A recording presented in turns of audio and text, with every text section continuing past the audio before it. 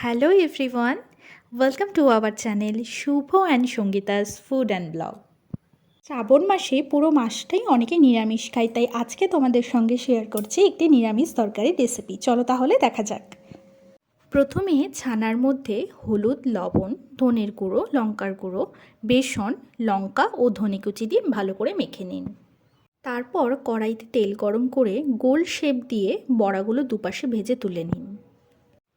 এরপর ডুমো ডুমো করে কেটে রাখা আলুতে হলুদ লবণ মাখিয়ে ভেজে তুলে নিন। তারপর তেল গরম করে শুকনো লঙ্কা ও তেজপাতা ফোড়ন দিয়ে তাতে আদা, জিরে, লঙ্কা, কসুরি মেথি ও কিশমিশের একটি পেস্ট বানিয়ে নিন। বানিয়ে সেই ফোড়নের মধ্যে ঢেলে দিয়ে হলুদ, লবণ, ধনের গুঁড়ো, জিরের গুঁড়ো, লঙ্কার গুঁড়ো দিয়ে ভালো মতন কষিয়ে জল ঢেলে দিন। তারপর ভেজে রাখা আলুগুলো দিয়ে ফুটিয়ে নিয়ে শেষে বড়াগুলো ছেড়ে দিয়ে 1-2 মিনিট ফুটিয়ে গরম মশলা দিয়ে নামিয়ে নিন। মনে রাখবেন, বড়াগুলো আগে ঝোলে ছেড়ে দেবেন না, তাহলে নরম হয়ে ভেঙে যাবে।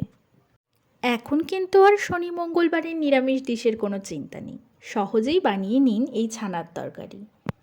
ভিডিওটি যদি ভালো লেগে থাকে লাইক, কমেন্ট, শেয়ার করবেন এবং চ্যানেলটিকে অবশ্যই সাবস্ক্রাইব করে পাশে থাকা বেল আইকনটি প্রেস করবেন। দেখা হচ্ছে পরবর্তী ভিডিওতে। সবাই খুব ভালো থাকবেন।